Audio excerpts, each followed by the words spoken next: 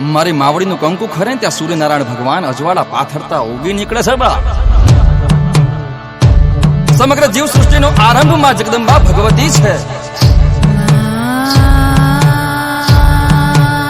તો સમગ્ર બ્રહ્માંડ ફળ ફળ ફળ હળગાવી મૂકેલી મારી કાળકા પૂર્ણ વિરામ બને છે.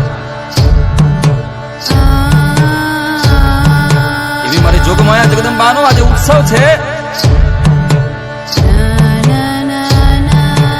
અને મારી માડી આજે ગરબે રમવા આવી છે તો કહેવાનું મન થાય.